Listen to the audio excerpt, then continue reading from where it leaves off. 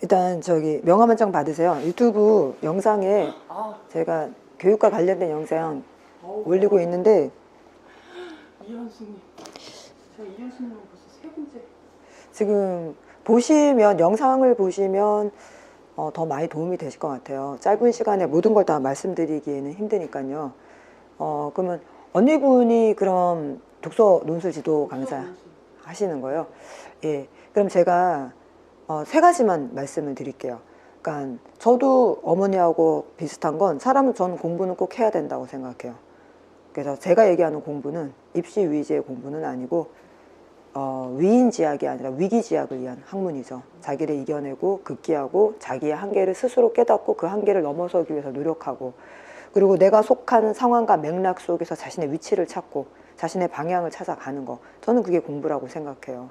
그래서 우리의 뇌는 끊임없이 학습을 합니다. 저는 전공도 그렇지만 24년 동안 이 일을 하고 지금도 지금 박사학위 과정 공부를 중이에요. 저는 교육심리학 석사입니다. 그리고 뇌인지과학을 개인적으로 공부 많이 하고 있고요. 그리고 독서와 관련돼서는 뭐 기본부터 시작해서 클리닉, 그 다음에 언어 발달 치료사까지 다 하는 사람이에요. 그래서 어머니가 생각하는 공부와 제가 생각하는 공부가 같을지 아닐지는 모르겠지만 저는 크고 깊고 넓은 공부를 생각합니다. 어머니도 지금 산이하고 강, 그죠? 김산, 김강, 쌍둥이죠? 네. 혹시 시험관 아기인가요? 네. 예. 둘밖에. 예. 정말 소중한 아이들이잖아요. 이게 약간 패러독스예요. 역설적인데 아이들이 줄어들수록 교육에 대한 관심이 더 높아져요. 여기서 얘기하는 교육이 어머니가 생각하는 것처럼 진학, 그죠? 상위 학교, 그런 교육은 아닙니다. 그런데 또 그런 교육을 무시할 수는 없어요. 왜 그런지 아세요? 그렇죠. 저는 학생들한테 꼭 좋은 대학 가라 그래요. 왜 그러냐? 그 교수님이 살아있을 때 그 강의실에 들어가서 그 교수님의 아우라를, 이걸 멘탈 샤워라고 해요. 꼭 느껴보라 그래요. 그러면 이래서 사람이 공부를 하고 내가 저 교수를 만나려면 여길 들어올 수밖에 없었구나. 그 멘탈 샤워를 느껴본 사람은 그 대한민국의 체계적인 공부를 동감하고 거기에 동조한다라기보다는 어쩔 수 없이 내가 저 교수님을 만나기 위해서는 이럴 수밖에 없다라는 거. 그리고 그 교수님의 멘탈 샤워를 받는 학생들이 일정 수준의 학생들이기 때문에 일정 이하의 나하고 어떤 결이 다른 친구들과 공부했을 때와 나와 결과 일정 수준의 멘탈 수준이 맞는 친구들과 같이 한 공간에서 토론하고 얘기하고 확장했을 때 그 머리가 뻥 뚫린 느낌은 경험해본 사람만이 압니다. 그것만 좀 해주시죠. 예. 뻥 뚫립니다. 맞아요. 그래서 저는 공부를 너무 중요시 여기서 제가 중요시 여기는 공부는 두 가지예요. 첫 번째는 위기지학을 위한 공부, 자기를 이겨서기 위한 공부. 두 번째는 정말 제대로 된, 어쩔 수 없이 내가 이 사회에 살아가야 된다면 이 사회의 규범과 강제된 규정을 나 혼자 거부할 수는 없거든요. 그렇다면 그런 규정 내에서 내가 할 수 있는 최선을 다해서 자기의 어떤 최고의 어떤 기회를 만들어 보는 건 전 꼭 필요하다고 생각해요. 그래서 저는 아이들한테 유학도 굉장히 많이 권합니다. 구글에 딱 검색만 해도 전 세계 대학이 굉장히 많고, 그리고 솔직히 얘기해서 그 대학에 난 돈이 없다. 근데 난 그 교수한테 공부 꼭 해보고 싶다. 니네가 비행기값, 등록금, 생활비 좀 대달라. 대줍니다. 실제로 제 제자 중에는 그렇게 해서 덴마크, 뉴질랜드 유학간 친구들도 꽤 많아요. 영국 유학간 친구들도 많고요. 그래서 저는 좁은 대한민국에서 서로 경쟁하지 말고 크고 넓게 봐라. 딱 너가 필요한 사람. 제가 학생들 앞에서 하는 얘기는 딱 이겁니다. 지금 아직 4학년 아이들하고는 좀 그런 얘기까지 하기엔 어린데, 선생이 왜 너 앞에 서 있는지 아니? 네가 선생을 밟기 위해서 서 있는 거야. 선생은 밟히려고 여기 서 있는 거다.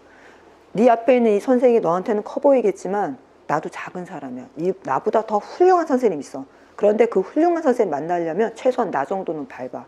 나를 밟고 그 다음 선생님도 밟고 그 다음 선생님도 밟아. 그럼 언젠가는 너를 밟겠다고 후배가 올 거야. 그러면 깔끔하게 밟혀. 그게 학문이고 인생이고 공부야. 네, 저는 이렇게 가르치는 사람입니다. 그래서 저는 아이들 잘 키우고 싶어요. 내 아이, 네 아이 가릴 게 없이 전 하나하나가 다 소중하고 그 하나하나가 가지고 있는 씨앗이 이렇게 연글어서 꽃을 피우는 거. 저는 그래서 인연을 정말 중요하게 생각해요. 인과 연. 이는 그 아이가 가지고 있는 씨앗입니다. 연은 그 씨앗이 꽃필 수 있도록 해주는 환경. 반대는 악연이겠죠. 악연은 아이의 씨앗을 피우지 못하게 하는 만남입니다.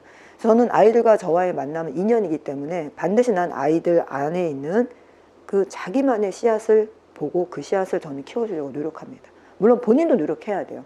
씨앗을 키우기 위해서. 그래서 제가 어머니하고 이제 기본적인 걸 얘기를 하려면 3가지 정도는 어머니가 조금 들어주셔야 돼요. 첫 번째 들어주셔야 될 건 적응입니다. 결국 아이를 잘 키운다는 게 뭐냐? 결국 아이를 잘 키운다는 건 나의 탯줄에서 영양분을 받고 이 세상에 태어났지만 결국 이 아이는 정신적인 탯줄을 끊고 스스로 자립해서 독립해서 살아나가야 합니다. 그게 바로 적응이고, 적응을 저는 생존이라고 생각합니다. 그리고 번식입니다. 반드시 번식해야 돼요. 제가 학생들하고 이런 얘기 많이 해요. 너희 빈 종이에 너희 이름을 쓴다는 게 무슨 의미니? 이렇게 이거 제 거라는 뜻이에요. 정말 그럴까? 너 이름 앞에 성이 붙잖아. 그죠? 김산, 김강. 그 성이 붙는다는 게 무슨 뜻이니?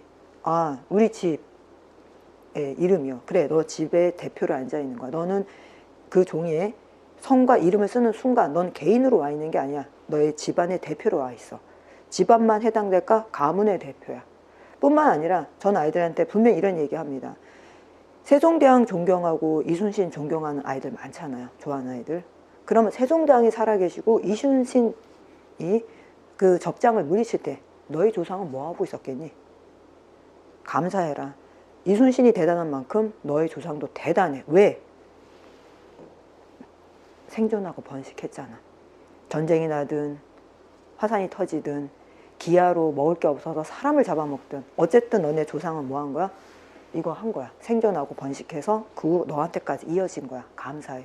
이순신 장군 존경하는 만큼 그 시대에 살았을 네 조상도 존경해. 너네 조상이 꼭 위대하고 대단해야만 돼. 선생님의 조상은 어쩌면 노비였을 거야. 고통스럽게 생활을 살았겠지만 그래도 선생님의 조상은 번식을 했고 적응을 했기 때문에 내가 지금 여기 있어.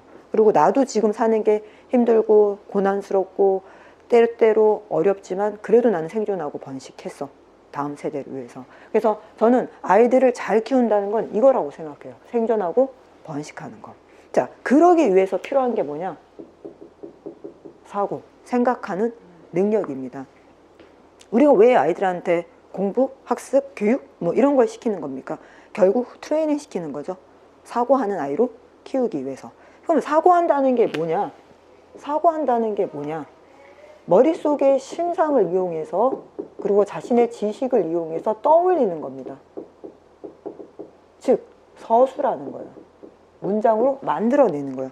결국 우리가 학습을 시키고 공부를 시키는 건 우리 아이들 머릿속에 신상과 지식을 넣어주는 거예요. 넣어줘야 거기서 뭐합니까?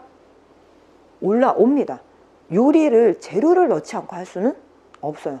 기본적인 재료는 넣어줘야 돼요. 그래야지 그 안에서 자기네들끼리 어떤 온도에서 분자가 분해되고 이온화되고 하면서 특유의 맛을 내는 거죠. 그 특유의 맛은 우리 아이가 내는 거겠지만 재료 자체는 사실 넣어줘야 돼요. 그게 바로 신상과 지식입니다. 자, 사고의 요소가 있어요. 우리가 뭔가를 사고한다 그랬을 때 그 하위 요소가 뭐냐? 다시 들어가지만 지식이 들어갑니다. 하위 요소에. 그 다음에 우리 아이가 사고한다, 생각한다의 하위 요소에는 성향이 들어갑니다. 저는 이 성향의 별표시예요. 성향이 뭐냐?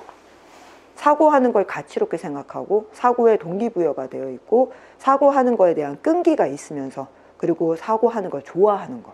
자, 그러면 그 반대는 뭡니까? 사고하는 거 싫어하고 사고할 필요를 느끼지 못하고 자발성이 없겠죠. 그래서 자발성이 없는 아이한테 우리도 너무나 자연스럽게 생각 좀 해봐. 네가 사고를 해봐. 네가 생각해보면 알 수 있는 거잖아 라고 얘기를 합니다. 그래서 요 사고의 성향이 있는 아이들이 지식도 끌어들여요. 자, 그리고 마지막이 사고 기능입니다. 사고, 생각하는 거. 이거 사람 타고난 거 아닙니다. 실제로 프랑스에서 실험을 해요. 1820년대. 굉장히 이건 뭐 있을 수 없는 잔인한 실험인데 고아로 태어난 남아이, 여자아이 4개월 무렵에 숲속에 작은 집을 지어놓고 거기다 아이를 가둡니다. 그리고 정말 먹을 것만 넣어줘요. 사람과의 접촉 일체 없습니다. 실험을 한 거예요.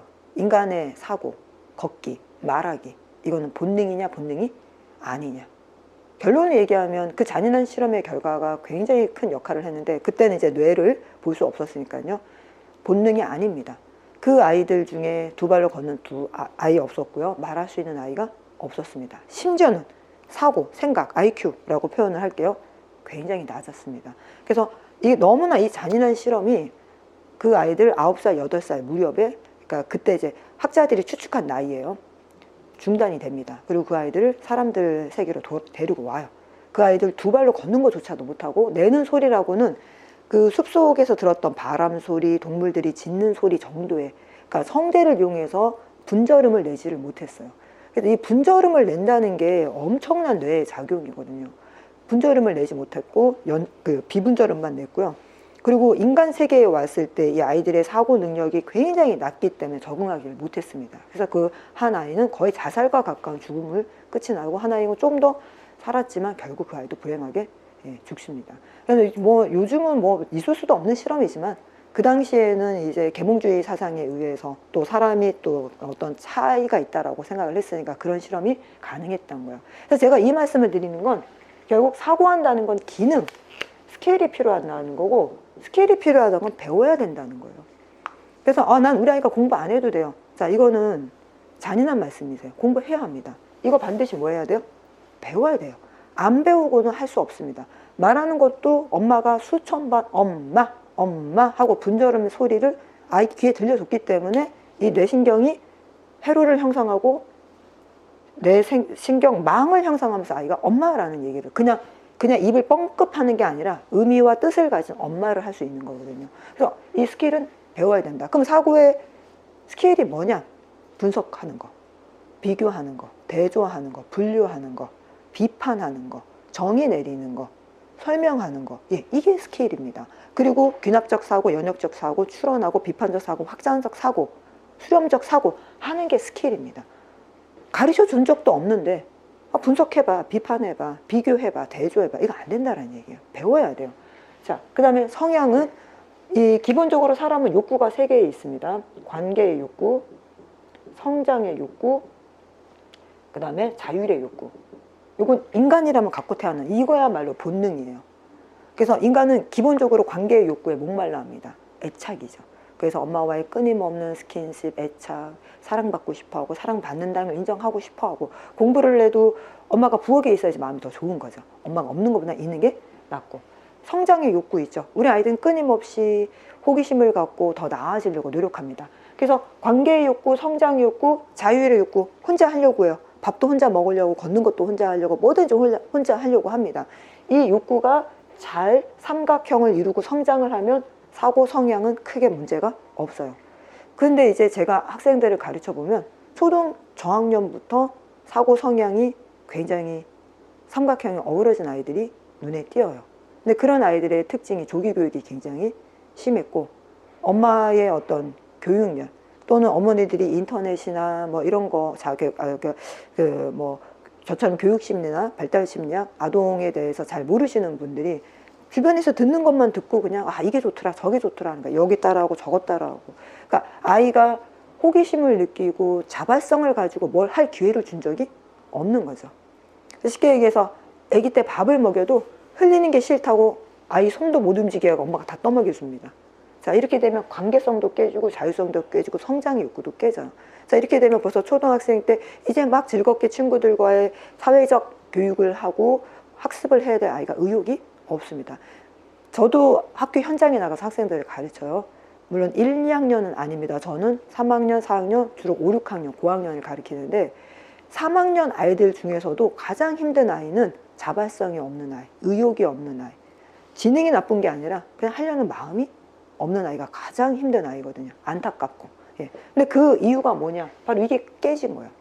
자, 그럼 지식은 뭐냐? 아까 심성과 지식을 떠올리는 것, 서술하는 것. 이로 인해서 문제를 해결하는 게 사고입니다. 그래서 우리가 이거 문제 해결력이라 그러잖아요. 문제 해결력도 결국은 사고하는 거예요. 심상과 지식을 갖고. 자, 그래서 어머니가 아셔야 되는 것, 지식과 정보는 다르다는 거. 지식과 정보가 도대체 뭐가 다르냐? 이 4차 산업시대, 그죠? 지식, 정보와 사회, 지식과 정보를 이렇게 동급으로 굉장히 취급하는데 정확하게 얘기하면 지식과 정보는 절대 동급일 수가 없습니다. 지식은 정말 내가 꼼꼼하게 내 시간과 노력을 들여서, 그죠? 노력을 들여서, 지식은요, 노력을 반드시 들여야 합니다. 노력은 이코르 고통입니다. 자, 그럼 노력이라는 게 뭐냐?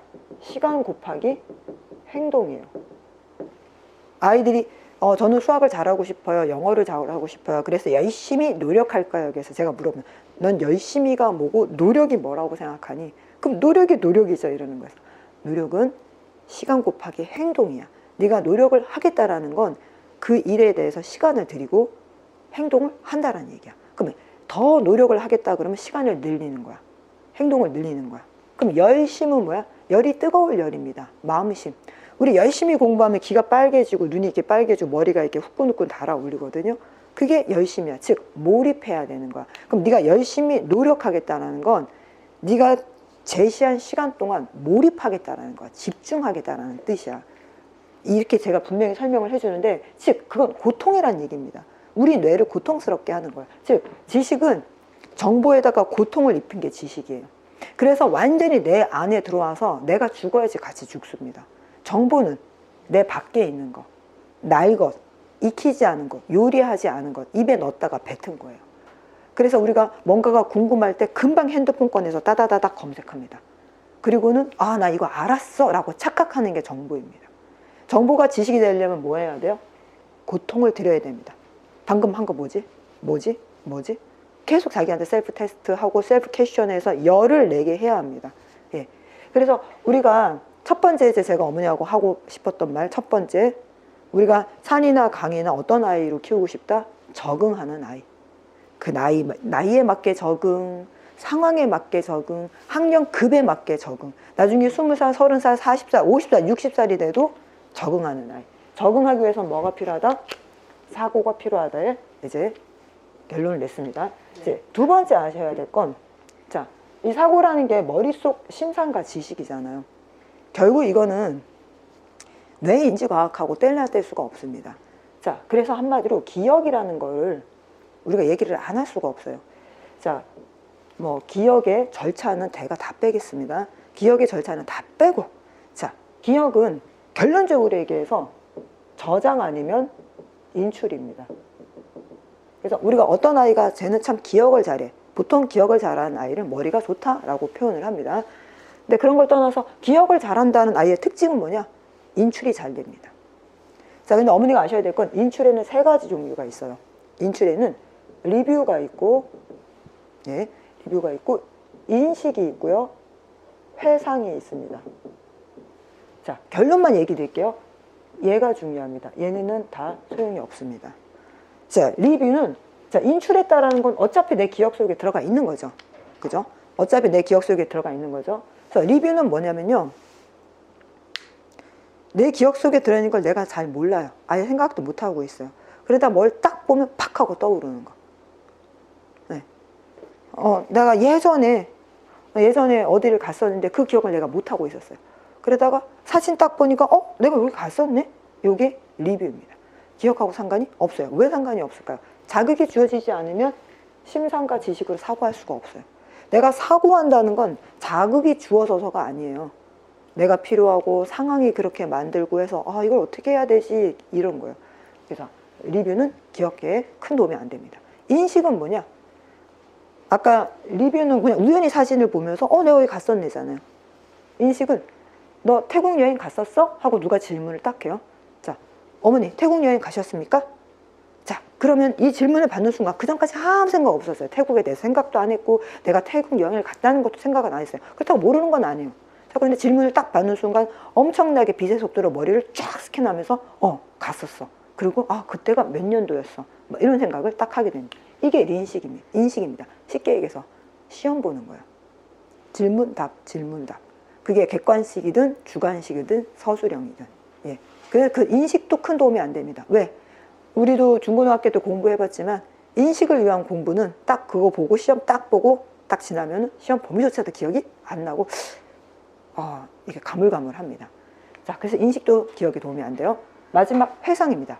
회상, 얘가 진짜 기억입니다. 이 회상은 먼저 뭔가 문제를 해결하기 위해서 내지는 자신의 필요에 의해서 자신의 욕구에 의해서 자기 안에 있는 걸 완전히 해 집어넣어서 계속 고민합니다. 아까 제가 요리의 예를 들었잖아요. 음식 재료를 넣어줬잖아요. 얘가 안에서 막 끓는 거예요. 끓으면서 얘만의 맛으로 탁 튀어오르는 게 회상입니다. 그래서 이건 독창적이고 창의적이고 유니크하고 얘만의 것이에요. 이게 바로 회상입니다. 자, 얘가 회상을 잘하는지 보려면 딱 하나만 보면 됩니다. 글쓰기, 창작, 시집기. 예, 그게 바로 회상입니다. 예, 그래서 우리 아이가 이 정도만 잘해도 부모님들이 만족하시는데 이 정도 잘하는 건 하이 컨셉 시대, 하이 터치 시대에는 소용이 없습니다. 요즘 시대는 진짜 쉽게 얘기해서 뭐 여러 미래학자들이 얘기했듯이 하이 컨셉, 하이 터치 시대라서 컨텐츠가 있어야 되는 시대예요. 그 OECD가 2030에서 미래 아이들을 위한 역량, 핵심 역량 6개를 얘기를 해요. 기본 역량 4개에다가 2개가 더 추가된 거예요. 크리티컬 띵킹, 비판적 사고, 사고죠. 크리티컬 띵킹. 그 다음에 크리에이티브, 창의성. 역시 이것도 사고이고 스킬에 해당합니다. 그런데 이 창의성은 특이하게 이 2개가 많이 있지 않으면 안 돼요. 얘가 창의성에 해당합니다. 자, 그 다음에 커뮤니케이션, 그 다음에 코폴레이션, 소통과 협력. 그 나머지 2개가 추가된 게 컨피던스, 자신감, 마지막 6번째가 컨텐츠입니다. 미래 사회는 컨텐츠 사회예요. 즉, 질문에서 답하는 정도는 필요가 없는 거예요. 질문 받지 않고 답하지 않아도 자기 안에서 뭔가가 탁 하고 튀어 올라와야 돼요. 그게 문해력입니다. 많은 분들이 문해력을 굉장히 오해하세요. 문해력 분명히 언어와 관련된 겁니다. 그런데 문해력이 뭡니까? 그러면 뭔가 읽고 듣고 이해하는 거예요. 그러면 문해력이 50% 이해했으면 적용하고 분석하고 재조합해서 뭐까지 해야 돼요? 창조, 창출까지 해야지 문해력이에요. 대한민국 사람들이 문해력이 높다 낮다 막 논쟁을 하는데 제 개인적인 생각을 말씀드리면 낮은 거 맞습니다. 왜 낮냐? 글도 다 잘 읽고 다 이해해요. 근데 그 문해력이 낮지 않다라고 주장하는 사람들의 특징은 이해했으면 된 거잖아. 신문 읽고 이해했으면 됐고 논문 읽고 이해했으면 된 거잖아. 제가 얘기했잖아. 그럼 문해력이 반이에요. OECD에서 문해력을 정의해 놓은 걸 딱 보시면 알아요. 마지막 끝이 뭡니까? 쓰고 창출하는 거예요. 한국 사람들 문해력 낮은 건 2번째가 안 되기 때문입니다. 네. 그래서 이 변화하는 사회에 적응하려면 인출, 회상을 잘해야 돼요. 자, 그러려면 당연히 저장되어 있는 게 있어야 되겠죠. 그래서 저장의 종류가 3가지가 있습니다. 1, 2, 3가 있는데요. 마지막 제일 낮은 저장이 근육기억이에요. 이걸 다른 말로 절차기억이라고 그래요. 자, 이걸 다른 말로 무의식이라고 합니다. 이걸 다른 말로 습관이라고 합니다. 사실 저는 얘가 제일 중요하다고 생각해요. 독서와 관련돼서도 굉장히 중요합니다. 독서는 습관입니다. 근데 어머니들이 착각합니다. 독서는 습관. 그래. 틈틈이 책 읽는 거. 우리 아이가 그냥 책 읽는 게 습관이야. 그 습관이 아닙니다. 그건 습관이 아닙니다. 제가 얘기하는 습관은 뇌 회로를 사용하는 습관입니다. 독서는 습관이에요. 자, 2번째가 우리 어머니들이 보통 얘기하는 서술기억이에요. 서술기억은 의미기억과 일화기억이 있습니다. 일화기억이 에피소드, 경험이에요. 오감을 통해서 내가 기억하는 거예요. 그래서 어떤 건 기억하고 어떤 건 기억 못할 수 있지만 한 가지 확실한 건 뭐예요? 강렬한 거. 여러 감각이 섞인 것. 즉, 여행이 왜 기억나냐?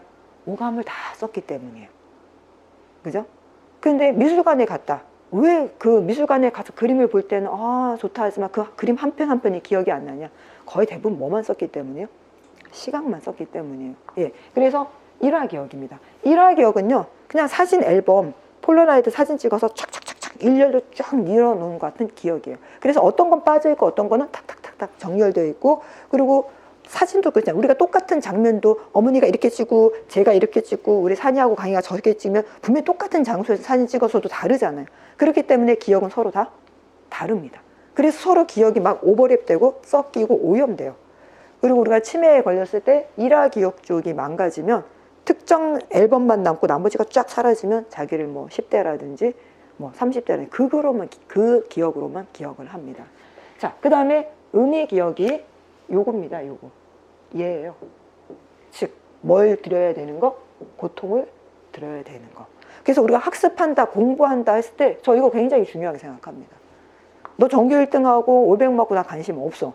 그건 네 문제고, 그건 해도 그만 안 해도 그만인 거고, 약간 운도 따라야 되는 거고. 그렇지만 네가 절대 지식을 노력을 해서 넣는 건 굉장히 중요해. 왜? 이게 들어가야지 뭐가 되니까요? 이게 되니까. 너 일화만 갖고는 못 살아. 사람을 죽여봐야지 죽이는 걸 알 거야? 감옥에 가봐야지 알 거야? 아니잖아. 우리 일화기억은 간접 경험을 통해서 해야 돼요. 그게 독서입니다. 그래서 독서와 관련된 건 예와 예예요. 그래서 책이 중요한 거예요. 자, 마지막 가장 중요한 기억이죠. 얘는 미래 기억입니다. 자, 우리는 왜 기억에다 집어넣는다는 건 굉장히 에너지 소모가 큰 거예요. 엄청나게 고통스러운 거. 왜 집어넣을까요? 좋은 건 집어넣고 해로운 건 해로운 대로 집어넣습니다. 왠지 아세요? 좋은 기억도 있어야지만 나쁜 기억도 있어야 돼요. 그래야지 그 다음에 일이 반복됐을 때 그걸 피합니다. 집어넣습니다. 왜 집어넣을까요? 예측하기 위해서, 추측하기 위해서. 우리가 똑똑하다, 현자다, 지혜롭다. 미래 기억이 5년, 10년, 100년, 1000년을 앞서가는 사람입니다. 어머니가 바라는 산이, 강이, 나는 진학, 학교 성적 그런 건 관심 없지만 우리 아이가 사고하는 아이가 되고 싶어요. 얘입니다, 얘. 그러면 이것도 답은 나와요. 여기가 없으면 얘는 안 돼요. 제가 아까 그랬죠. 예측하고 추측하고 예상하기 위해서는 좋은 거, 나쁜 거 정보가 있었어야 돼요.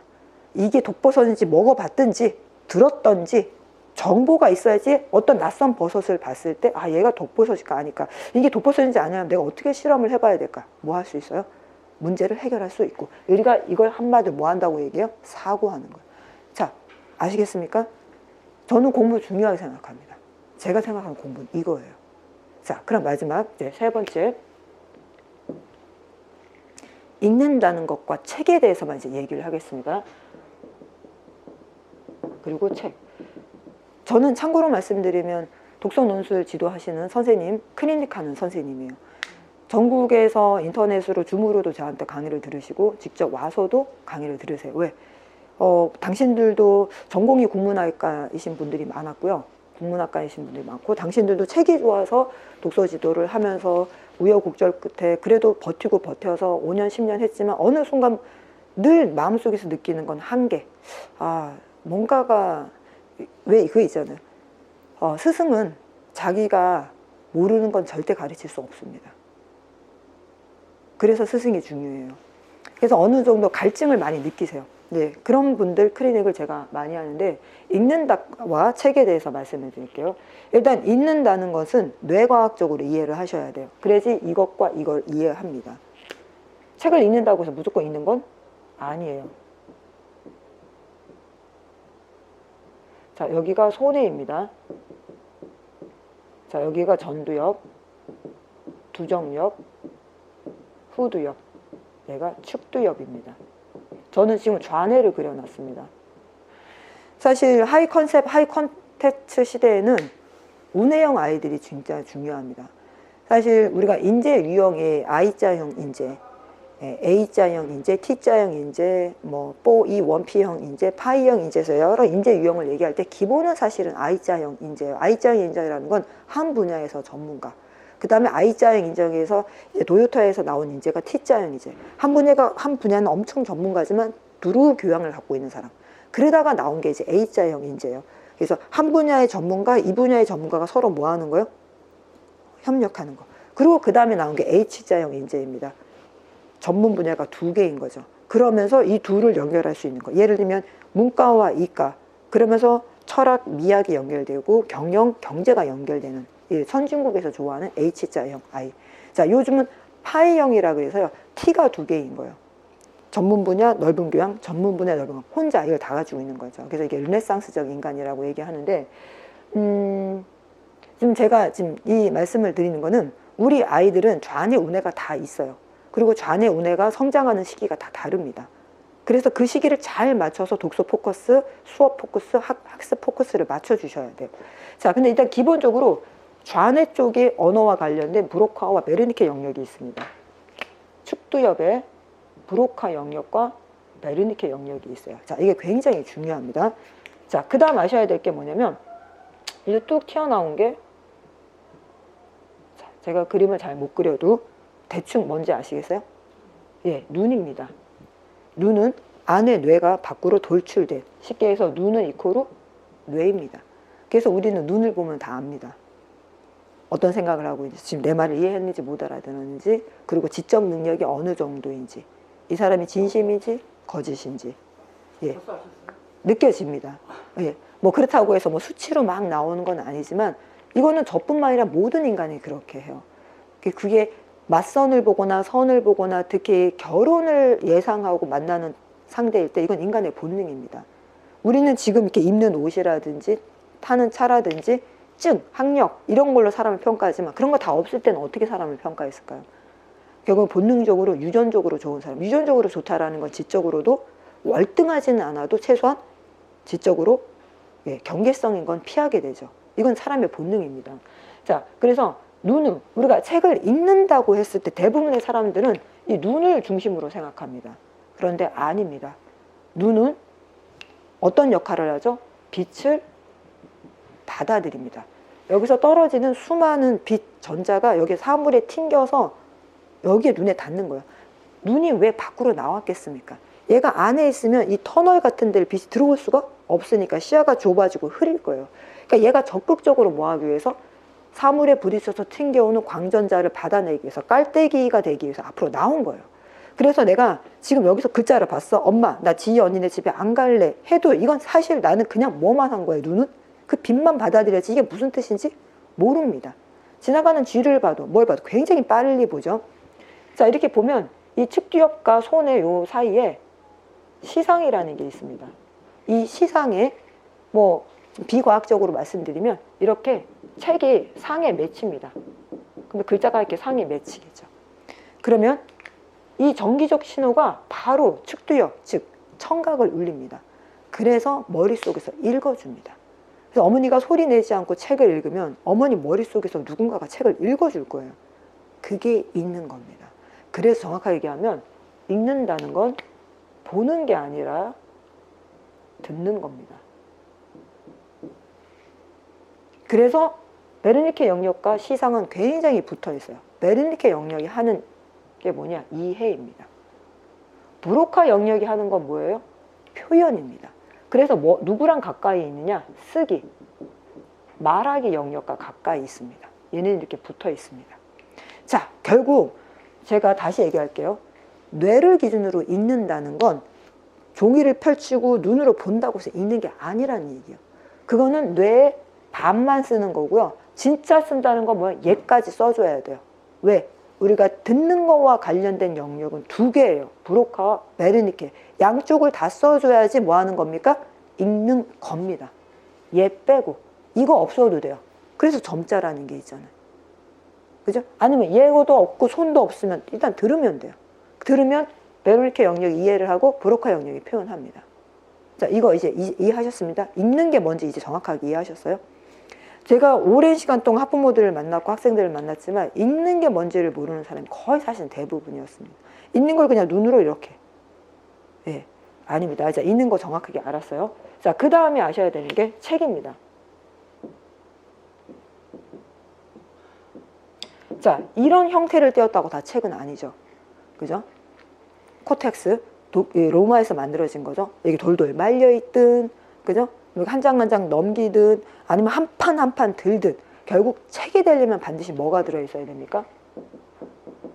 문자가 들어있어야 됩니다. 자, 그런데 여기는 함정이 있어요. 문자가 들어있다고 또 책이 아닙니다. 글자가 만들어지기 전에 사람들은 물표라 그래서 뭐 양에 해당하는 흰돌, 소에 해당하는 검은돌, 내가 흰돌 5개면 아, 너 양 5마리 있구나. 검은돌 6개면 너는 소가 6마리 있구나. 물표였어요. 근데 물표만 갖고는 언어 생활이 힘든 거예요. 왜? 물건의 양이 점점점 늘어나니까. 그래서 물표가 뭘로 바뀝니까? 기호로 바뀝니다. 그래서 기호로 바뀌면서 사람들이 양은 C자로, 소는 뭐 V자로 이런 식으로. 그러면 공간이 확 줄어들죠. 자, 그러면서 거래로만 이용하고 숫자로만 이용하고 물건의 표상을, 눈에 보이는 물건을 표상화 시킨 게 기호예요. 자, 그러면서 사람들의 두뇌가 점점 발달됩니다. 왜 발달될까요? 이거 아이러니컬이 있는데요. 내가 소가 10마리가 있고 양이 5마리가 있다는 걸 맨날 외워야 된다 생각해 보세요. 그런데 내가 소가 5마리 있고 양이 5마리 있다는 걸 기호로 해놨어요. 그리고 머리 안 써도 되죠. 사실 인간의 두뇌는 그렇게 좋지 않아요. 이거 안 써도 되니까 쓸데없는 거, 단순한 거 기억 안 하는 대신 뇌를 어떻게 쓸 수 있어요? 고등사고로 쓸 수 있습니다. 다 쉽게 얘기해 드릴게요. 어머니가 남편이나 아이의 핸드폰 번호를 못 외운다? 정상인 겁니다. 왜? 요즘은 스마트폰이 다. 그러니까 나의 단순한 메모리는 컴퓨터나 핸드폰으로 넘겨버리는 거예요. 그럼 내 머리는 어디다 쓰는 거예요? 고등사고, 고차원적인 사고. 그래서 문자의 발명이 인간의 두뇌 발달에 무슨 역할을 했느냐? 문자가 인간의 두뇌를 똑똑하게 해준 게 아니라 문자를 통해서 쓸데없는 단순한 기억, 단순한 계산, 단순한 스토리는 문자로 넘겨버렸기 때문에 남은 에너지로 뭐 할 수 있는 거예요? 대뇌 변형계를 이용해서 고차원적인 사고, 예를 할 수 있게 되는 거예요. 그래서 문자가 처음에는 단순한 눈에 보이는 것만 기록하다가 눈에 보이지 않는 거 기록하고 그 다음에 뭘 기록하냐? 이야기를 기록합니다. 스토리를 기록해요. 그러면서부터 책이라는 거예요. 즉 책은 형태가 어떻게 되어 있든 문자로 되어 있어야 되는데 뭐가 기록되어 있어야 됩니까? 스토리, 이야기, 기능이 들어가 있어야 돼요. 그거 들어있지 않으면 책이 아닌 거예요. 만화책이 왜 책이 아닌지 아시겠습니까? 만화책 겉모습 책이에요. 그림도 있지만 문자도 있어요. 하지만 뭐가 없습니까? 스토리, 논리, 구성력이 없습니다. 그래서 만화책을 읽으면 아이들 사고가 다 끊겨버리는 거예요. 한마디로 뭐 하는 거야? 고등사고를 못합니다. 그래서 책이라는 건 뭐냐? 저는 반드시 조은이 붙어야 돼요. 좋은 책. 좋은 책은 뭐냐?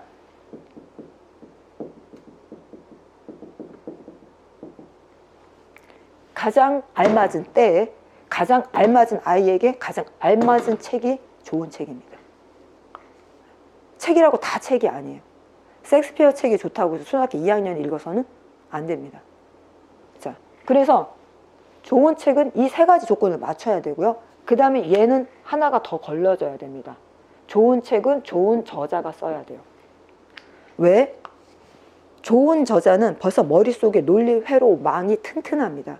그 튼튼한 논리 회로망으로 글을 썼기 때문에 글 자체가 논리 회로망이 거의 완벽히 가깝게 카피되어 있어요. 그래서 우리 아이가 그 좋은 글을 읽기만 해도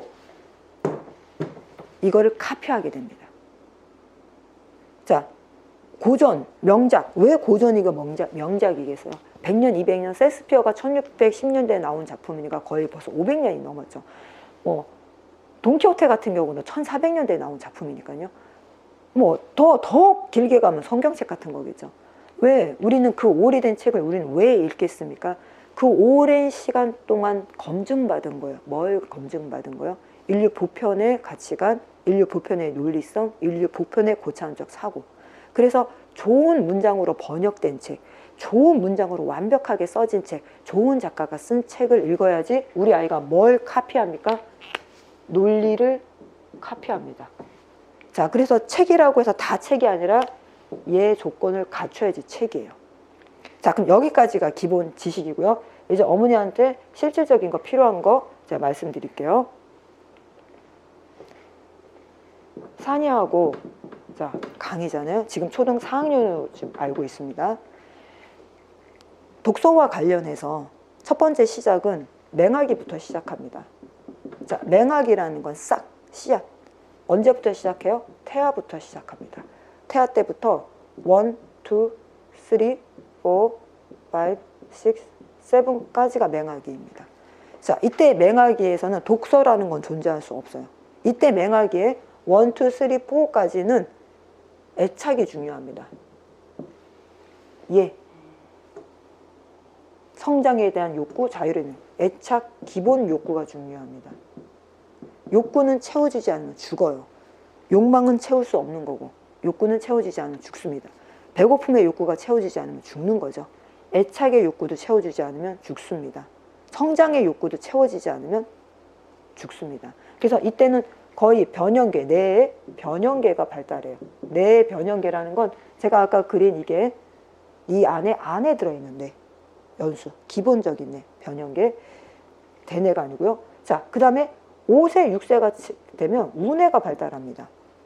우뇌는 숲을 보는 뇌예요. 자, 우뇌는 쉽게 얘기해서 언어와 관련돼서도 글자 말고 언어의 맥락, 상황을 보는. 아, 얘가 그래서 이렇게 좋아하고 싫어하고, 아, 쟤는 그래서 이걸 좋아하고, 상황을 보는 애예요. 그래서 운에 숲을 보는 내일 때는 글자 교육을 하면 안 됩니다.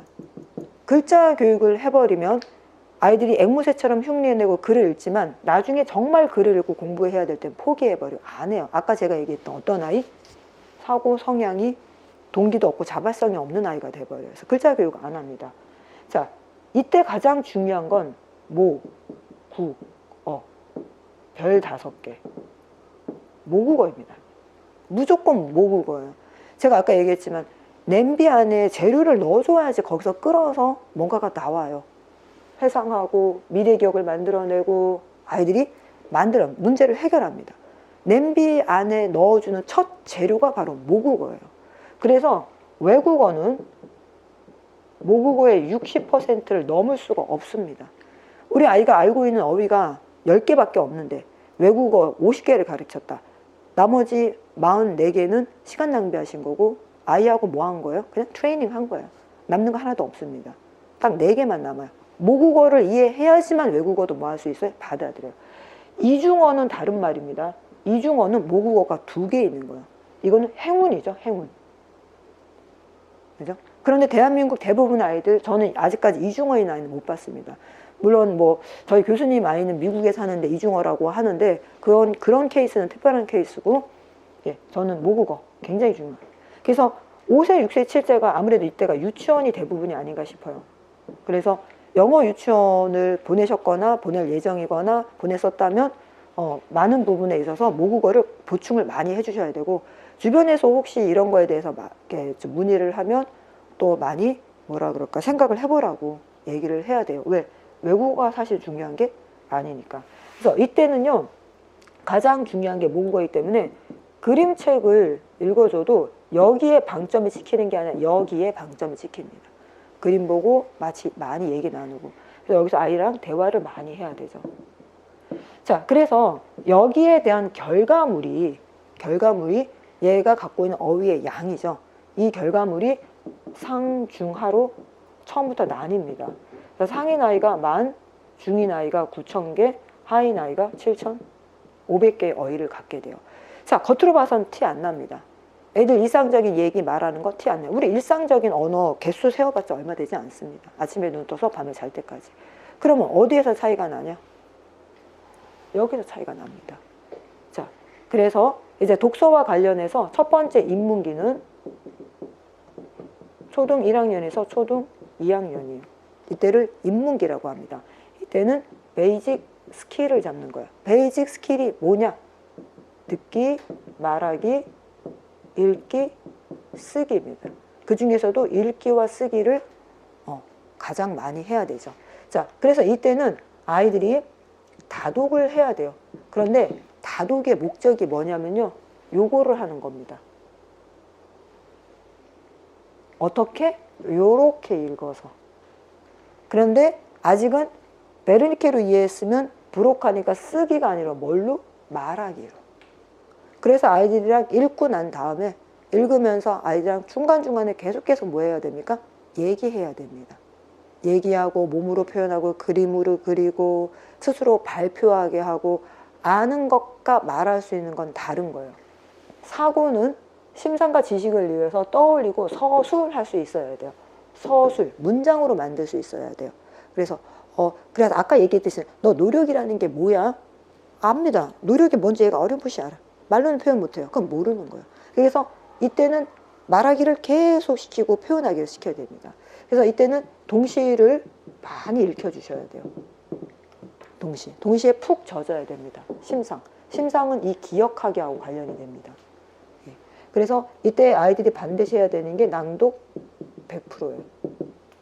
어떤 글을 줘도 어떤 상황에서도 듣기 좋게 편하게 읽어야 됩니다. 낭독 100%가 되면 초등학교 2학년에서 3학년에 넘어갈 때 자연스럽게 묵독으로 넘어갑니다. 소리를 내지 않게 돼요. 자연스럽게. 이거 누가 시키지가 않아도. 그래서 낭독이 100%가 안 되면은 묵독이 됐을 때는 읽어도 무슨 내용인지 모릅니다. 그래서 시험 풀었을 때 엄마나 선생님이 읽어주면 답 맞출 수 있는데 혼자 읽어서 풀면 답 틀리는 아이들이 낭독이 일로 안 간 거예요. 제가 그랬잖아요. 이 습관 중요하다 그랬잖아요. 자, 봐요, 어머니. 읽는데 의식을 쓰고 막 떠듬떠듬 하면 사고를 할 수 있을까요? 아까 제가 뭐라 그랬어요? 문자가 왜 기억 발전에 도움이 됐다? 단순한 것들은 문자에다 넘겨버리니까 우리 뇌를 고차원적으로 쓸 수 있는 거잖아요. 책을 고차원적으로 깊이 읽으려면 읽는 것 자체는 에너지 쓰지 말아야 돼요. 생각하는 거에 써야죠. 자, 그래서 이때가 베이직 스킬이 잡히는 시기입니다. 자, 그리고 여기 우뇌가 발달하죠. 이때는 좌뇌가 발달합니다. 그래서 읽고 쓰기, 글자 교육이 가능해요. 음운, 발음 정확하게. 자, 그러면 인문기 다음에 기능적 읽기로 넘어갑니다. 기능적 읽기가 초등학교 3학년에서 초등학교 4학년이에요. 자, 기능적 읽기는 별이 다시 한번 붙습니다. 얘를 코어 스킬이라 그래요. 이 코어 스킬이 잡히지 않으면 고등 사고를 하는 읽기를 할 수가 없습니다. 얘는 그냥 기초예요. 이때 1000권 읽었든 10,000권 읽었든 상관이 없습니다. 그냥 한 책만 읽어도 되고 많이 읽어야 돼요. 많이 읽어서 이거 만들어줘야 돼요. 쉽게 얘기해서 우리가 마라톤을 뛰려면은 아무나 마라톤 뛸 수 없습니다. 마라톤 뛰기 전에 마라톤 2시간을 뛰기 위해서 6개월을 뭐만 합니까? 기초체력 훈련만 합니다. 예요. 기초체력. 기초체력 훈련하고 나면 기능적 읽기는 뭐예요? 그 코스별 분석을 하면서 어떻게 호흡을 해야 되는지 기술을 가리키는 거겠죠. 자, 기능적 읽기가 코어 스킬이에요. 그래서 이때는 단어를 맥락상 유추해낼 수 있어야 되고요. 문장의 관계를 파악해 있어야 되고 단락을 구조화시킬 수 있어야 하고 글을 읽고 난 다음에 요약할 수 있어야 돼요. 그래서 이때부터 저는 밑줄을 쳐서 글을 읽게 하지만 이때 밑줄은 얘 때문에 하는 거고요. 이때 밑줄은 뭐 하기 위해서요? 정말 의미를 찾아내기 위해서입니다. 그리고 요약해야 됩니다. 요약 쉽지 않습니다. 선택, 삭제, 일반화, 재구성 이거 굉장한 고등사고예요. 그 고등사고를 이때 제대로 하기 위해서 이때 요약 훈련을 하는 거예요. 그럼 이때 요약을 잘하냐? 못해요. 근데 왜 하는 거예요? 읽을 때는 무조건 뭐 해야 된다? 밑줄 긋고 요거 읽고 나면 제목도 쓰고 요약도 해야 된다는 요거 이게 제일 중요해요. 그래야지 진짜 이때 읽어요. 자, 그래서 초등학교 3, 4학년 그리고 초등학교 3, 4학년 때는 반드시 한국사를 해야 합니다. 한국사. 뭐 학교 5학년 때 한국사 배우니까 4학년 때 해야 되나요? 그거 상관없습니다. 5학년 때 한국사를 배우든 말든 그건 상관이 없고요. 왜 해야 되냐면 요 초등학교 4학년 때 얘 우뇌 발달하고 좌뇌 발달하죠. 이때 뇌가 연합합니다. 연합한다는 게 좌뇌와 우뇌가 뇌량을 통해서 이제 정보를 교환하면서 아이들이 정말 균형잡이로 생각하는 훈련을 하는 거예요. 그러니까 오른발만 뛰다가 왼발만 뛰다가 오른발 왼발 균형 잡는 훈련을 하는 게 이때예요. 그래서 이때 사고력이 굉장히 많이 올라갑니다.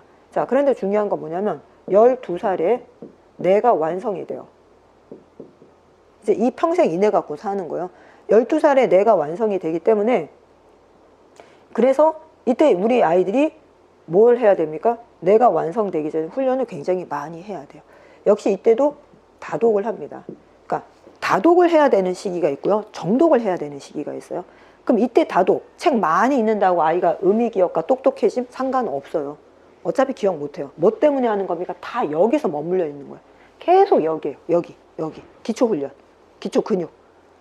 어머니들은 많이 착각합니다. 우리 애가 전집을 다 읽었고 책을 이렇게 많이 읽었으면 우리 애가 얼마나 남들 앞에서 뭐라고 탁탁 얘기하면 우리 애가 얼마나 똑똑한. 아니에요. 다 그냥 무의식이고 습관입니다. 자, 그래서 이제 어머니가 이제 아셔야 될 게 뭐가 있냐면 상중하로 나뉜다 그랬죠. 이 상인 아이는 벌써 어휘가 만개의 나이는 인지는 냉정해요. 눈덩어리가 이렇게 크면 한 번만 걸려도 싹 커져요. 눈덩어리가 작으면 여러 번 굴려도 잘 커지지 않아요. 자, 초등학교 1년 동안 얘는 플러스 3,000개의 어휘를 갖고 옵니다. 플러스 3,000개. 자, 얘는 플러스 2,000개를 갖고 옵니다. 얘는 700개에서 750개인데 그냥 1,000개라고 할게요. 자, 그러면 13,000, 16,000. 그죠? 16,000. 그러면 초등학교 2학년 때 얘는 16,000의 어휘를 갖게 됩니다. 얘는 11,000, 13,000. 얘는 8,500, 9,500. 자, 그럼 이것만 보셔도 보이죠? 얘가 초등학교 2학년이 끝날 때쯤에 얘는 초등학교 1학년 수준을 따라가는 거예요. 얘는 초등학교 2학년이 끝날 때 얘의 유치원 수준을 따라가는 겁니다. 아직까지 티 안 나요. 아이들 그냥 보면 모릅니다. 말도 다 잘하고 그냥 노는 것도 다 상관없어요. 초등학교 3학년, 4학년이면 19,000이 됩니다. 19,000에서 22,000이 됩니다. 초등학교 4학년 때. 자, 15,000에서 17,000이 됩니다. 자, 1500, 11,500이 됩니다. 자, 문제는 뭐냐? 이때 학습적으로 티가 납니다. 표상이 나옵니다. 표시가 돼요. 이때 엄마들이 덜컹, 어이구 뭐가 이상하다. 얘가 왜 이러지? 왜 이거를 생각을 못하지? 이게 무슨 문제지? 자, 얘가 17,000원이면 초등학교 4학년인 애가 초등학교 2학년 말이나 3학년 수준, 얘를 따라가고 있습니다. 얘는 훨씬 더 일로 가고 있죠. 벌써 얘가 티가 나고 얘는 벌써 3학년 말쯤에 티가 났을 거예요. 얘 4학년 중간쯤에 티가 났을 겁니다. 자, 결국 얘기를 하면 두 가지인데, 첫 번째, 이렇게 딱 눈에 띄면 엄마들이 가는 곳이 수학학원이에요. 영어학원이고. 그런데 사실은 뭐가 문제였던 거예요? 예, 그러니까 나란말이 문제인 거죠. 여기서 국어가 교과서로서의 국어가 아니라 정말 나란말, 나란말싸미, 중국과 달라, 그거죠. 어휘의 문제예요. 이때부터라도 노력해야 돼요. 노력. 시간 곱하기 행동. 언제부터? 초 3, 4부터라도. 그 언니분이 독서 지도도 하신다 그랬죠? 맞는 말씀이세요. 뭐가 맞냐? 수학은 3학년 거, 4학년 거, 5학년 거 몰라서 중학교 올라가도 필요하면 그것만 갖고 와서 설명시켜서 이해하면 됩니다. 국어는 절대 그게 불가능합니다. 국어는 사고예요. 설명을 해서 이해해야 된다면 설명해도 이해 못합니다. 왜? 벌써 뭔가를 하는 애는 설명 안 해도 자기가 사고를 해서 생각을 합니다. 중학교 국어 시험 문제 보세요. 역사 시험 문제 보세요. 사회 시험 문제를 한번 봐보세요. 웃음이 나옵니다. 아이들 다 웃어요. 선생님, 학교 선생님들 이 문제 장난으로 내시는 거 아니에요? 그러지만 그래도 틀리는 애가 있잖아. 아, 선생님 그래도 이건 말도 안 돼요. 지문 읽고 문제 읽고 보기만 읽어도 답이 나오는데 이걸 왜 틀려요? 틀립니다. 왜? 이게 안 되니까. 그러니 이게 되는 애 입장에서는 문제가 얼마나 유치하겠어요. 그러니 공부 잘하지 말라 그래도 걔가 잘하지 못하겠습니까? 잘할 수밖에 없어요. 저도 전교 1등 올백은 목적 아니에요. 그럼 그딴 건 관심 없습니다.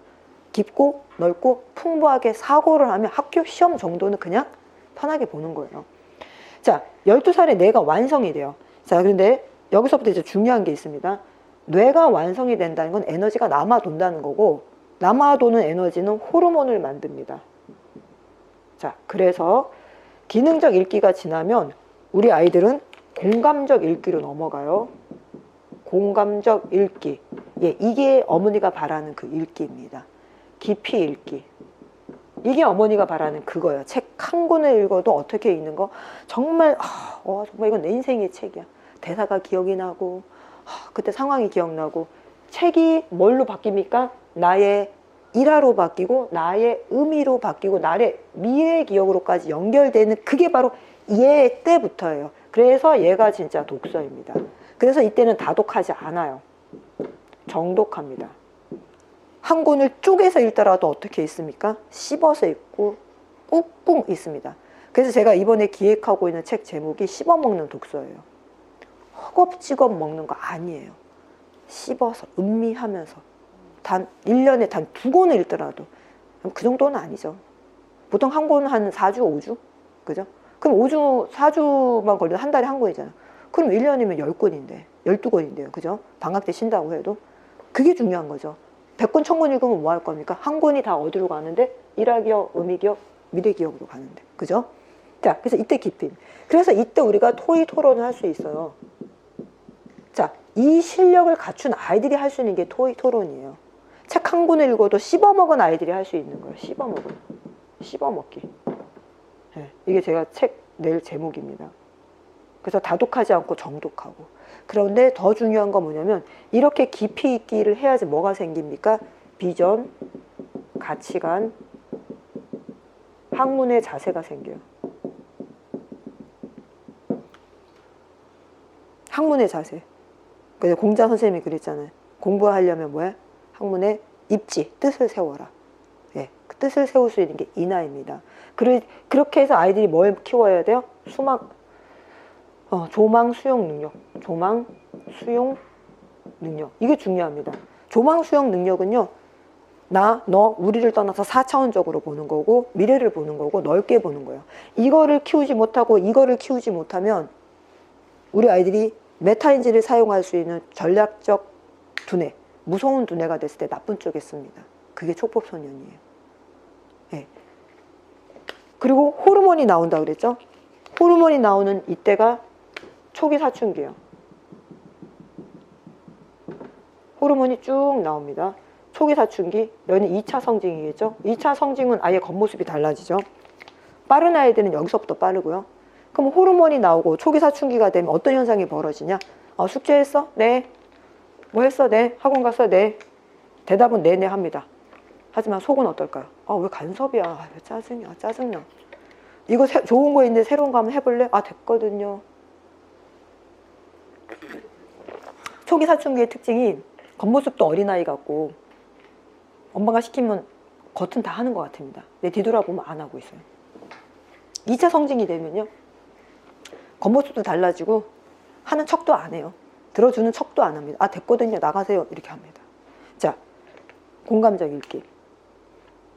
그럼 제가 지금 말씀드리고 싶은 게 이제 얘가 22,000이잖아요. 그럼 이때가 언제요? 초등학교 5학년에서 6학년이잖아요.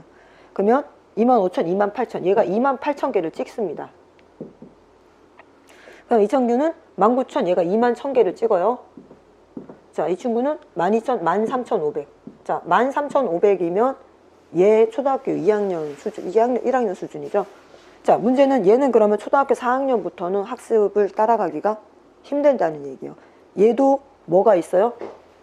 성장하고 싶고 자율의 욕구가 있습니다. 욕구가 어떻게 됩니까? 틀어지기 시작합니다. 욕구가 틀어지면 살고 싶을까요? 별로 삶에 재미가 없을까요? 삶에 재미가 없습니다. 삶에 재미가 없으니까 자발성이 없고 무기력해집니다. 그래서 학습 중요합니다. 내버려두면 절대 안 돼요. 도와줘야 돼요. 자, 이 친구 28,000개가 되죠? 얘는 이제 졸업입니다. 어떤 나라 모국어든 상관없어요. 어휘의 양이 28,000개에서 3만 개를 넘으면 이제 모든 건 스스로 해결 가능합니다. 누구한테 조금만 코치 들으면 돼요. 자, 중학교 1학년, 중학교 2학년이 되면 다시 별표시가 들어옵니다. 아까 기능적 읽기 했죠. 좌뇌 우뇌가 연합돼서 이제 쓰는 거 배운다 그랬죠. 이제 뇌가 완전히 완성이 됐죠. 완성된 뇌로 깊이 있고 공감하게 하면서 가치관을 세웠죠. 자, 얘 전략적으로 있습니다. 전략적으로 있는다는 건 굉장히 무서운 말이에요. 만약에 어머님이 싸워야 되는 상대가 전략적인 상대라면 그 상대 이기기 굉장히 힘들다는 얘기입니다. 기술은 배우면 되지만 전략은 이건 사고의 문제예요. 내가 어떤 상대와 전쟁을 하는데 저 사람이 참 전략적이야. 그럼 수단과 방법을 가리지 않고 방법을 만들어내서 몇 수 앞을 내다보면서 뭐 한다는 겁니까? 이겨버린다는 얘기예요. 이 전략적 읽기를 한다는 건 얘 두뇌가 벌써 그게 가능하다는 얘기예요. 한마디로 내 자식이지만 무서운 겁니다. 메타인지가 가능해요. 메타인지, 인지 위에 인지 들어보셨죠? 사실 이 메타인지는요, 학습지에 이런 데 다 붙지만 소용없습니다. 메타인지를 쓸 수 있으려면 자각몽을 꺼야지만 돼요. 자각몽을 꾸지 못한 아이들은 메타인지를 쓸 수 없습니다. 자각몽이 자면서 자기가 꿈속에서 자기 꿈이라는 걸 아는 거예요. 자각몽을 쓴다는 건 우리 아이가 이제 메타인지를 쓴다는 거고, 메타인지를 쓸 수 있는 아이와 쓸 수 못하는 아이는 학습의 방법이 달라집니다. 자, 쉽게 얘기해서 메타인지를 쓰지 못하는 아이의 학습은 무조건 감성 학습입니다. 감성, feeling, touch. 기분 나쁘면 그 공부 안 해요. 엄마랑 같이 문제집을 샀는데 엄마가 답지를 딱 빼가지고 가. 안 풉니다, 그거. 왜? 기분 상했거든요. 답지 빼간다는 게 무슨 의미예요? 너 못 믿어. 너는 그런 애야. 기분 상합니다. 선생님하고 학원 선생님하고 뭔가 기분이 상해서 안 합니다. 이 아이들은 냉정하게 생각해요. 그래, 전 선생님이 말은 저렇게 해도 실력 있는 선생님이니까 내가 참아야지. 그런 생각 따위는 안 합니다. 그건 어른들이나 하는 거죠. 어른들이야 좀 선생님 왜 이렇게 나한테 쌀쌀하게 하지? 내 돈 내고 내가 배우는데 왜 저렇게 쌀쌀해? 그래도 내가 저 선생님의 기술이 필요하고 이게 나한테 유리하면 위치가 유리하다든지 뭔가 유리하면 그냥 무시하고 그냥 다닙니다. 아이들은 어떨까요? 안 갑니다. 예, 학습은 무조건 메타인지가 발달하기 전까지는 감성 터치예요. 그래서 엄마가 말 한마디를 해도 공부했어? 내 숙제 하라 그랬지? 그 과목 싫어합니다. 터치, 감성. 예. 메타인지가 되면요, 이제 그런 거 필요 없습니다. 분석적으로 딱딱딱 따져주면 돼요. 자, 네가 어떻게 했지? 이렇게 했지? 이렇게. 예. 그리고 본인도 뭐합니까? 메타인지가 된다는 건 자기 조절이 가능하다는 거예요. 조절. 전략적으로 참을 수 있습니다. 즉 구밀복검이 가능해요. 입에는 꿀을 담고 속에는 칼을 담을 수 있습니다. 그게 전략가잖아요. 예. 우리 아이들이 그렇게 된다는 거예요. 그게 사춘기에 옵니다. 그래서 다시 얘기하지만 이때가 너무 중요합니다. 이때 비전, 가치관, 학문의 자세, 이게 세워지지 않으면 이 좋은 머리로, 이 전략인지를 사용할 수 있는, 메타인지를 사용할 수 있는 저 좋은 머리로 뭐합니까? 나쁜 일 합니다. 안 좋은 데 씁니다. 어른들이 봤을 때 아, 저거 안타까운 데 씁니다. 그런데 이때 제대로 가치관을 잡아 놓으시면 우리 아이들이 그 좋은 머리로 좋은 데 씁니다. 그래서 독서가 중요한 거예요. 그냥 독서가 왜 중요한지 피상적으로 알면 돈과 시간을 안 써요. 그래서 저는 많은 학부모들한테 이렇게 시간을 내서 제가 따로 이렇게 해드리는 게 단 한 분이든 10분이든 그때 그 가락초 세미나 한다 그럴 때도 중간에 이제 인원수를 끊어버린 거는 이제 공간이 협소해서인데 학교에 가서 제가 강의해 드릴 수도 있어요. 어머니들이 초청을 하시면. 근데 제가 이렇게 돈을 안 받고라도 강의를 하는 이유는 정말 좀 제대로 아셔서 제대로 아이들한테 돈과 시간을 쓰라고. 왜 그 시간을 낭비합니까? 우리 아이들은 계속 커가고 있는데. 저 고등학교 가서 이 얘기하면 엄마들이 막 나중에 울어요. 선생님 왜 7, 8년 전에 못 만났을까? 자기도 아이들한테 정말 돈이면 돈, 시간이면 시간, 애정이면 애정, 정말 열심히 쏟았는데 지금 남은 건 아이하고 관계가 틀어진 것밖에 남아있지 않고, 아이 생각하면 마음이 여기가 답답하고 불안하고. 자, 그래서 중1, 2 메타인지를 사용해서 전략적으로 읽기를 하면 중3부터 고1은 비판적 읽기를 합니다. 자, 비판적 읽기를 하면요, 여기서 풀려납니다. 이제 스스로 뭐 합니까? 좋은 책이 뭔지 압니다. 나쁜 책을 접하면 나쁜 책인지 알고 있습니다. 영향받지 않습니다. 이건 문장이 말이 안 되고 이건 논리가 말이 안 돼. 중간에 포기합니다. 안 읽습니다. 왜? 만족감을 못 느끼고 좋은 고기를 먹어본 아이이기 때문에 질 나쁜 고기는 몇 번 씹다가 도저히 안 된다고 뱉어냅니다. 그리고 씹어도 그냥 알기 위해서 씹습니다. 도대체 이건 왜 나쁜지. 그래서 이때는 중3, 고1 때는 아이가 타당성과 신뢰성을 파악하면서 읽고요. 적합성을 파악하면서 읽고요. 자기한테 맞는지 안 맞는지 적서, 적자를 구분하면서 읽습니다. 자, 그리고 이제 마지막이 고2에서 고3은 종합적 읽기죠. 종합적 읽기가 흔한 말로 융합, 통합. 예. 이게 수능 문제이고 이게 논술 문제예요. 사고력이 엄청나게 커져 있겠죠. 그리고 이제 성인은 독립적 읽기입니다. 이제 성인들이 이제 평생 직장에 필요해서 자기 교양과 취미를 위해서 아니면 학문적인 어떤 성취를 위해서 끊임없이 읽는 거죠. 끊임없이 읽고 읽기만 하면 안 되죠. 뭐 해야 되죠? 써내야 되죠. 여기에서 읽기만 하면 문해력이 떨어지는 거예요. 얘네들은 어쨌든 써내잖아요. 특히 이런 논술 수업을 받으면 무조건 써냅니다. 논술 수업을 받으면요, 책을 그냥 읽지 않아요. 정말 제대로 읽어요. 읽고 반드시 뭐합니까? 밑줄 긋고 요약합니다. 자, 베로니케 영역을 썼으면 어디까지 써야 되는 거야? 브로카 영역까지 씁니다. 자, 이게 문학이고요. 이 아이들이 초등학교 3학년 아이들이 과학책을 읽고 이렇게 요약을 해오는 겁니다. 이렇게 해오는 겁니다. 이렇게 읽고 오게 하는 거예요. 이렇게 읽고 오지 않으면 수업할 필요가 없는 거죠. 이게 진짜 읽는 거야. 제가 아까 처음에 말씀드린 거, 읽는다는 걸 그냥 이렇게 책 펴놓고 이렇게 하는 걸 읽는다라고 생각하시면 읽는 게 아니에요.